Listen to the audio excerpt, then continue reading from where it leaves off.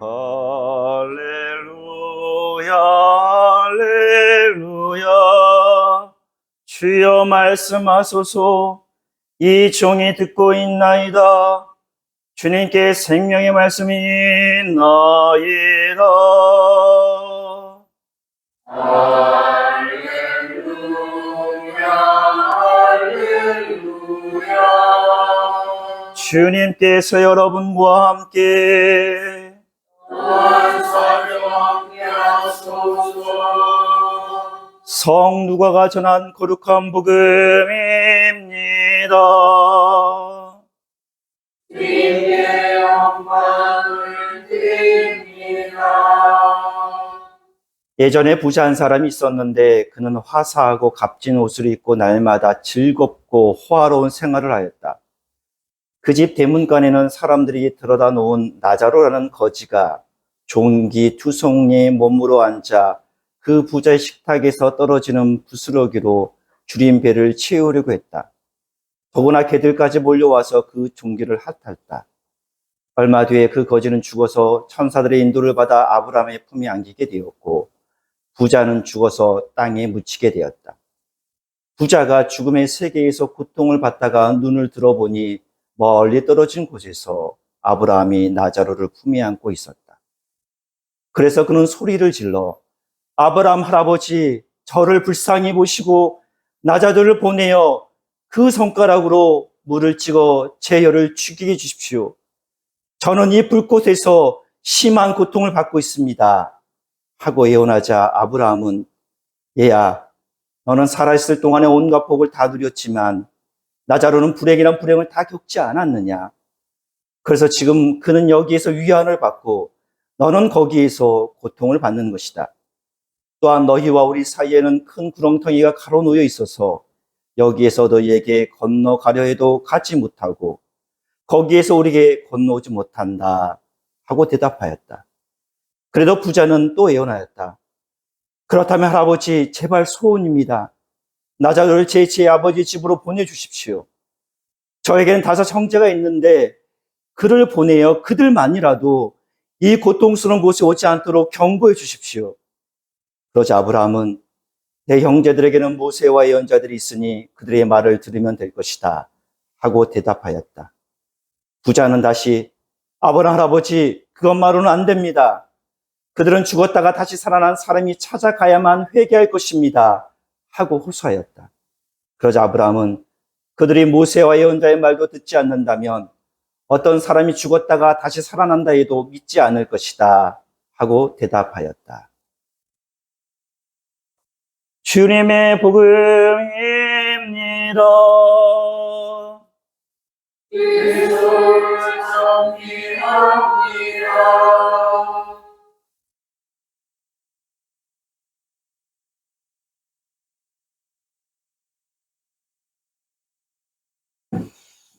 바깥에 비가 오는 소리가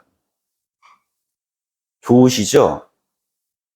근데 이 비가 농사 짓는 분들에게는 참으로 힘든 비일 것 같습니다.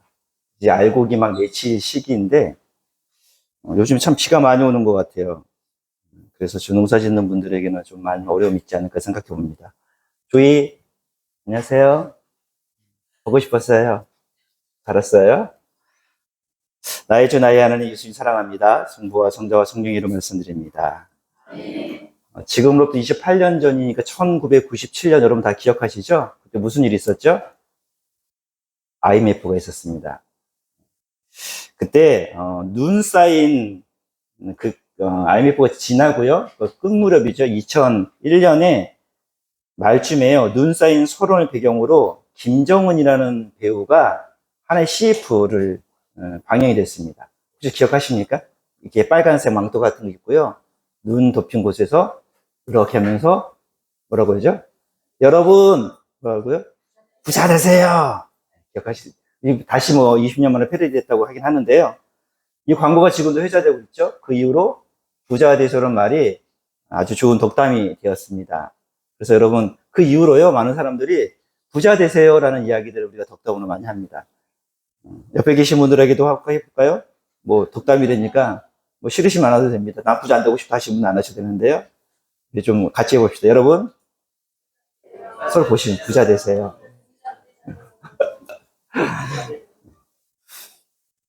부자 되라고 하시는데 진심으로 담아서 하신 것 같아서 감사드립니다. 예수께서 누가복음을 통해서 부자, 가난한 자에 대한 것들을 많이 가르치셨습니다. 뭐 지난주에 복음 말씀도 여러분 아시지만 또 다다음 주 복음 말씀도요. 부자와 청년의 이야기, 부자 청년의 이야기가 나와요. 특별히 누가복음에는 예수께서 부자에 관한 이야기, 가난한 자의 이야기들을 참 많이 하십니다. 오늘 우리는 너무나 잘 알고 있는 말씀이죠. 부자와 나자로의 이야기를 들었습니다. 이 비유는 이 세상의 행복과 부귀는 하나님 나라에서 완전히 뒤바꿀 수 있는 것이다라는 것을 보여줍니다.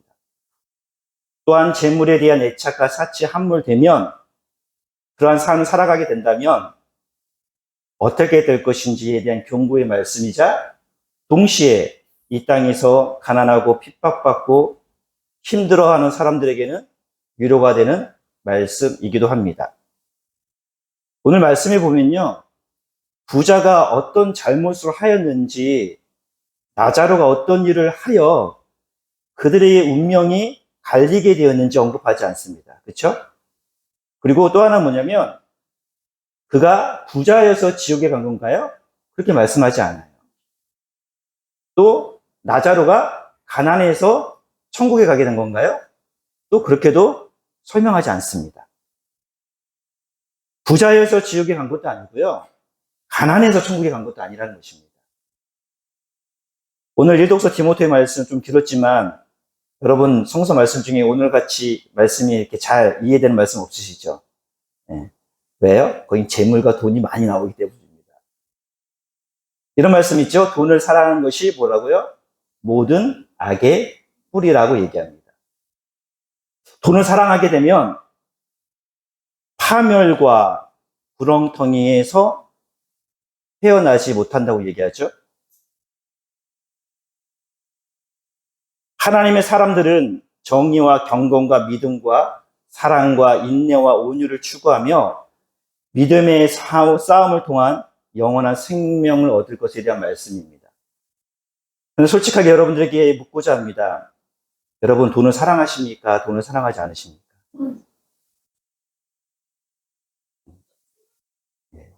좋아하는 거 사랑하고 별반 다르지 않죠?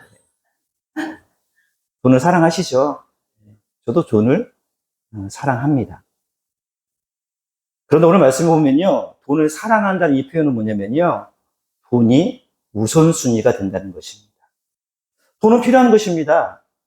물질이 필요한 거예요. 그래서 잠언서도 이렇게 말씀하잖아요. 주여, 내가 너무나 가난하여 궁핍하여 하나님의 영광을 가리지 않게 하시고 내가 너무나 부유해서 하나님을 모른다 하지 않게 하소서라고 말씀합니다. 부자여서 지옥에 간 것이 아닙니다. 가난한 사람이 천국에 가는 것이 아니에요. 왜냐하면 오늘 말씀이 그런 말씀이 없습니다.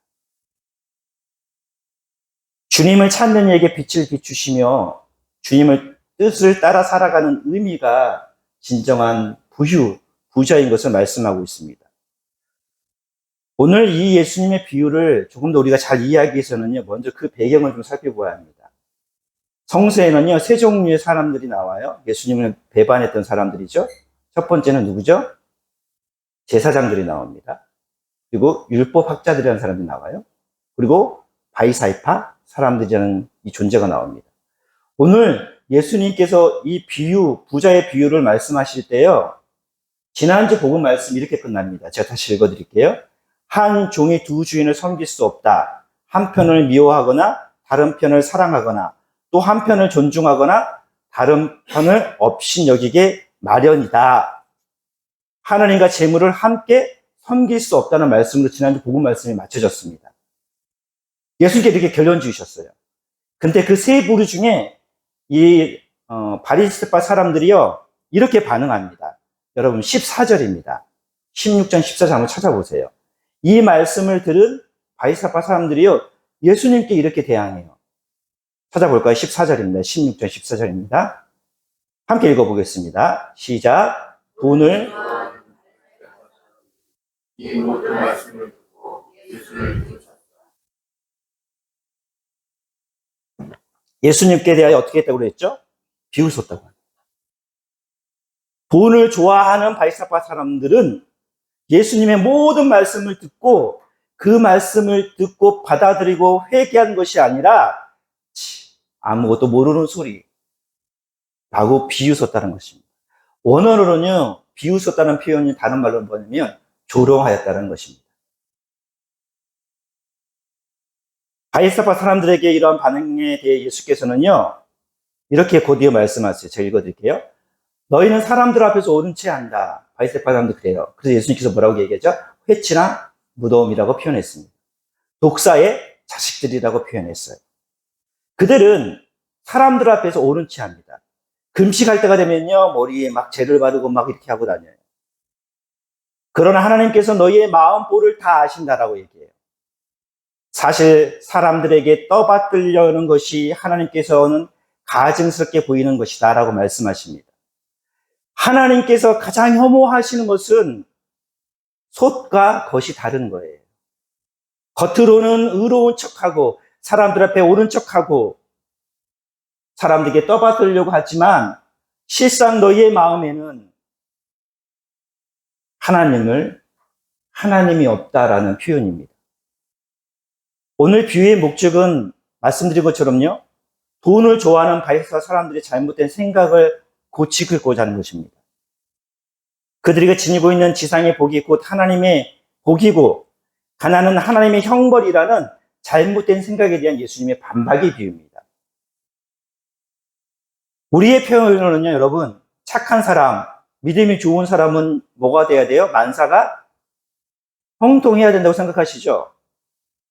악한 이는 어떻게 해야 돼요? 반면에 벌받아야 되죠. 이걸 내자로 얘기하면 저희야 따라해봐. 권선징악. 사상이 수준 높은 사자성어거든. 권선징악. 그쵸? 예수 잘 믿으면 복 받아야 되고 믿지 않으면 벌 받아야 되고 이게 우리 내면 안에 있는 거잖아요. 그렇지 않은 척하지만 지상에서 누가 고생한다면 그것은 저주받은 증거이고 반대로 잘 살고 만사 형통한 사람은 축복받은 사람이라는 생각에 사로잡혀 있는 바리새파 사람들, 그리고 지금 어찌 보면 우리에게 재물과 지상의 복은 포기하라고 예수께서 요구하셨습니다. 그 예수님의 가르침의 바리새파 사람들, 어쩌면 지금 우리는 비웃음으로 조롱하고 있는지 모릅니다. 여러분들의 생각은 어떠십니까? 여러분, 바리새파 사람들의 생각이 공정하지 않다고 생각하십니까? 그들에게 우리도 비난할 수 있고 조롱할 수 있을까요? 여러분들이 한번 생각해 보십시오. 우리는 정말 그렇지 않습니까? 우리는 돈을 사랑하지 않습니까? 우리는 예수를 잘 믿어서 복받기를 원치 않으십니까? 주혜순 교우님 어머니 얘기를 해서 죄송한데요. 말씀도 될 것 같아요. 저한테 얘기하신 거니까. 우리 어머님이 아시겠지만 군산에서 지내시다가 송탄으로 이사 오셨을 때 소위 말해서 우리 어머니 표현이에요. 쫄딱 뭐라고 하셔요? 네. 쫄딱 망하셨대요. 그래서 진짜 단칸방 하나. 그런데 그때 영등포교회 신부님하고 누구라고 그러셨, 영등포라고 그러셨나? 네, 간석교회 신자분들이 신부님을 모시고 왔대요. 근데 그때 너무나 처참했대요. 근데 그때 그 시간이 없었다면 지금 우리 주예순 교우님은 이렇게 믿음 안에서 신앙 안에서 살아가지 않았을 것이다 라는 고백을 자주 들었습니다. 우리가 예수를 믿는다 하여 착하게 산다 하여 세상의 기준의 부와 명예와 건강을 해치지 않는 삶을 살아가는 것은 절대로 아니라는 것입니다. 우리 마음에도 예수 잘 믿고 이 세상에서 부경화 누리고 내세에도 천국에 입성하는 그 갈망이 있지 않습니까? 이것에 대하여 예수께서는 나자렛 비유를 통해 명확하게 말씀하십니다. 세 가지를 말씀하십니다. 첫 번째는요, 현세 행복은 내세 행복과 전혀 관계가 없다는 거예요. 또한 현세의 불행은 내세의 불행과도 전혀 관계가 없습니다. 완전히 뒤바뀔 수 있습니다. 더 나아가 내세에서는요, 정해진 상태가 바뀔 수 없다는 거예요. 부자가 나자로 아브라함에게 보내달라고 물 좀 찍어달라고 하잖아요. 기회를 안 주잖아요. 오늘 복음에서 부자가 악하다거나 부정한 방법으로 재산을 모았다는 표현이 없습니다. 또한 나자로가요, 선했다. 그가 종교적으로 열심히 있었다는 말이 없어요. 단지 두 사람의 운명이 바뀐 이유에 대하여 아브라함이 이렇게 밝힙니다. 얘야, 너는 살아있을 동안에 온갖 복을 다 누렸지만 나자로는 불행이란 불행을 다 겪지 않았느냐. 그래서 지금 그는 여기에서 위안을 받고 너는 거기에서 고통을 받는다라고 얘기합니다. 저는 천국과 지옥을 가보지 않았는데요. 그럴 것 같다는 생각은 좀 들어요. 이 말씀에 따라 보면. 여러분, 지옥은 고통받는 곳이잖아요. 근데 그보다 더 큰 고통이 뭐냐면요. 위를 돌아보니까 천국에서는 내가 그렇게 이 땅에 살아가면서 야, 저 사람 진짜 불행한 사람이 했던 사람이 지금 하나님의 품 안에 하나님과 그냥 놀고 있는 거예요. 그거 보면 더 고통스럽겠죠. 마찬가지로 이 세상에 우리가 살면서 야, 나는 복 받았어, 나는 위로받았어 라고 얘기하면서 행복할 때 누구와 비교하죠? 누구와 비교합니까? 다른 사람과 비교하잖아요. 난 저 사람에 비해서 선하고 난 저 사람에 비해서 물질이 많고 부유하고 난 저 사람보다 더 선하다라고 비교하잖아요. 이것이 하늘나라에서는 어떻게 된다는 거예요? 역전된다는 거예요. 무엇을 먹고 마시느냐, 무엇을 입느냐가 행복의 조건이 아닙니다. 진정한 행복은요, 마음이 세상에 얽매이거나 만족함에 두지 않고 우리가 살아있는 동안 누리는 복이, 그리고 불행이 중요함보다 그 복과 불행 속에서 하나님을 향하여, 하늘을 향하여 있느냐가 진정한 행복입니다. 우리가 불행한 것은요, 땅을 보기 때문이에요. 사람을 보기 때문입니다. 비교하기 때문입니다. 우리가 행복하다고 하는 그 기준이 무엇입니까? 다른 사람보다 더 잘 먹고, 다른 사람보다 더 잘 입고, 다른 사람보다 더 건강하기 때문에 행복하다고 하지 않습니까? 근데 이게 하나님 나라에서는 뭐예요? 바뀐다는 겁니다. 진짜 행복은요, 내가 불행 가운데 있을 때라도, 내가 행복 가운데 있을 때라도 하늘을 향하여, 열린 문이 있는 하늘을 향하여 하늘을 바라보면서 하느님이 계신 그 삶을 살아가는 것이 진정한 행복이라고 오늘 말씀하십니다. 지금 여기에 하나님과 함께 있다면 내세에도 뒤바뀌지 않을 것입니다. 그러나 진실로 중요한 것은 지금 이 순간입니다. 제가 지난주 사후보험 말씀 들으셨죠? 사후보험 언제 든다고요? 죽고 난 이후에 드는 게 아니라 지금 이 순간에 드는 거라고 말씀하셨죠. 두 번째 이유는요, 자기 만족과 탐욕, 이기심을 경계하면서 이웃에 대한 배려와 베품이 중요함을 말합니다. 부자는요, 이기심과 오만으로 부귀와 쾌락에 빠져 헤어나지 못합니다. 오늘 아모스의 말씀처럼요. 그의 무뎌진 마음은 그의 식탁에 떨어지는 부스러기로 줄인 배를 채우면서 더구나 개들까지 몰려와서 그의 종기를 핥고 있는 처참한 처지에 있는 나자로를 보지 못하게 합니다. 부자는 물질적인 풍요를 다 누렸습니다. 자기 만족에 살았어요. 재산이 많은 것이 곧 지옥으로 인도하는 것은 아닙니다. 그러나 이기적이며 자기중심적인 자기 만족에 빠져 하나님과 이웃에 대한 염두가 없는 것이 바로 지옥입니다. 제가 전에 한번 말씀드렸습니다. 여러분, 호주머니에 꼭 500원짜리 몇 개요? 말씀드린 것 같은데 하나씩 가지고 다니시라고. 길거리에서 파지 줍는 어르신이 계시면 500원짜리 하나라도 드리시라고. 길거리에서 누워있는 분이 있으면 500원짜리 하나라도 드리시라고. 기억나십니까? 제가 지난주에 길거리에서 파지 줍는 어르신한테 500원을 드렸어요. 조용하게. 그랬더니 그 파지 줍는 어르신 옆에 있던 분이요, 누구냐고 막 저를 막 물어보더라고요. 제가 자랑하는 것이 아니라 여러분, 왜 우리는 신앙생활을 하면 할수록 더 이기적입니까? 더 자기 만족만 구합니까? 왜 우리는 신앙생활 연수가 길어지면 길수록 이웃에 대한 배려와 베품은 소홀히 하면서 여전히 내 것 같이 내 것과 아닌 것 쥐려고 하십니까? 이 삶이 바로 지옥입니다.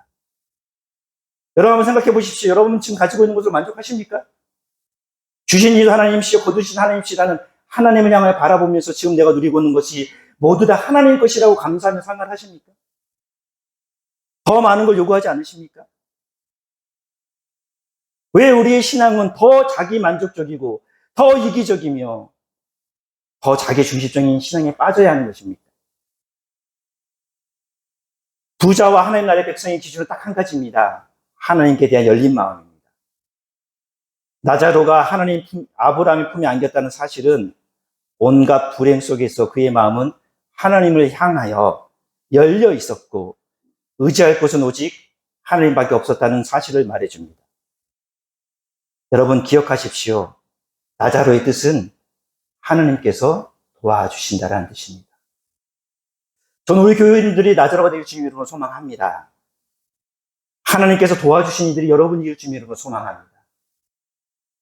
마지막으로 진정한 회개는 외부 조건에 있지 않고 마음이 있습니다.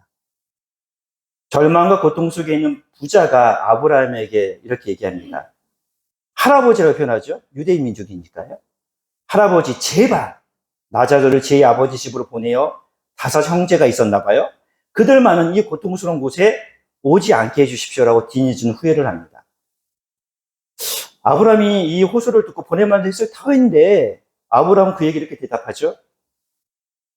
내 형제들에게는 모세와 예언자들이 있으니 그들의 말을 들으면 될 것이다 라고 말합니다.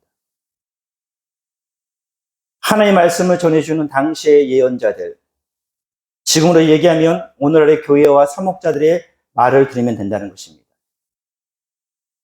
하나님의 대리자로 하나님의 말씀을 선포하는 사목자들의 가르침을 마음에 새기며 회개할 것은 회개하고 포기할 것은 포기하고 붙들어야 할 것은 붙들며 살아가야 한다는 말씀입니다. 고집이 세고 회개할 마음이 없는 사람은 죽었던 어떤 사람이 되살아나서 찾아가더라도 또한 어떤 엄청난 기적을 보여주더라도 마음이 바뀌지 않습니다. 회개는 외부적인 조건이 아니라 마음입니다.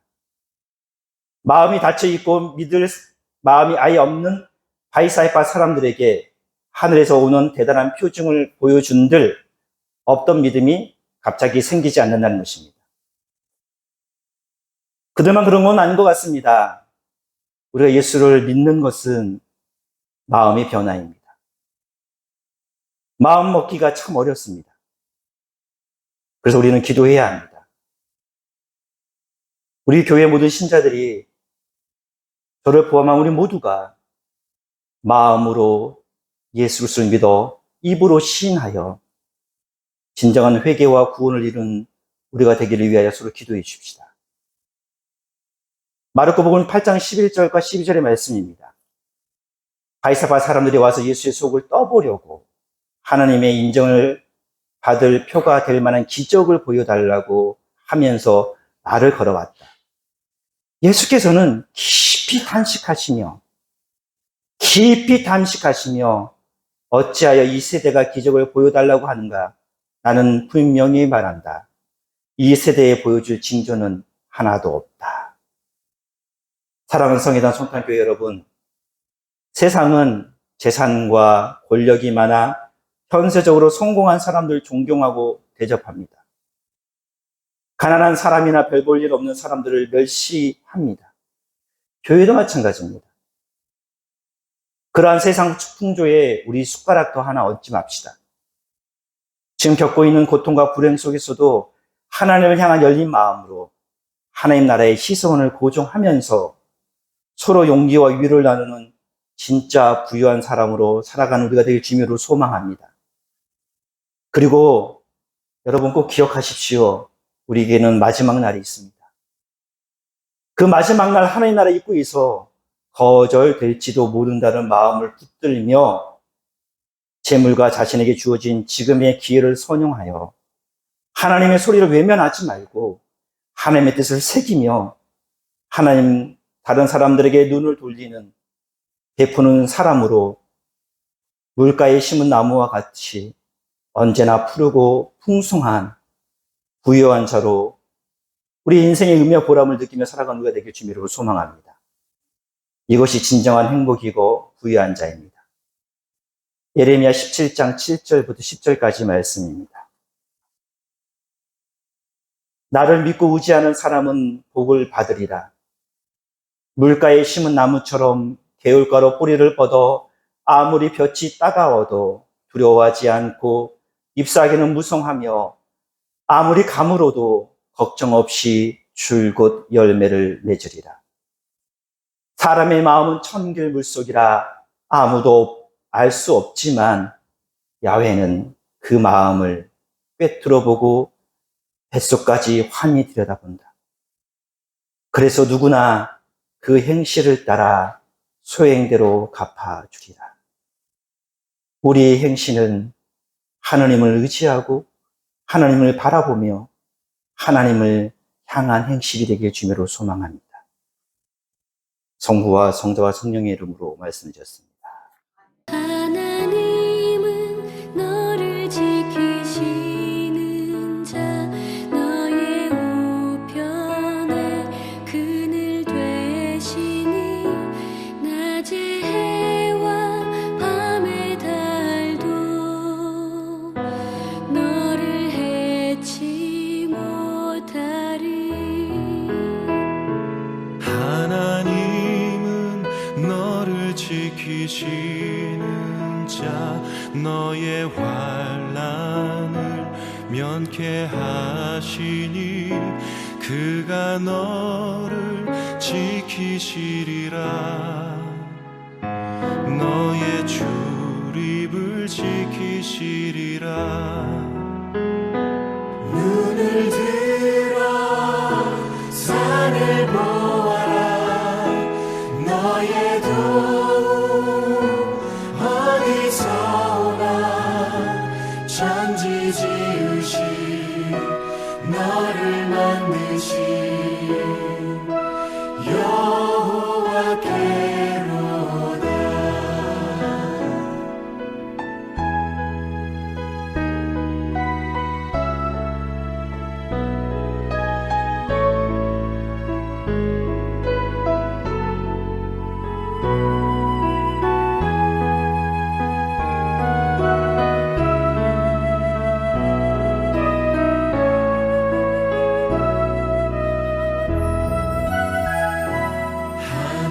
하나님은 너를 지키시는 자, 너의 환난을 면케하시니 그가 너를 지키시리라.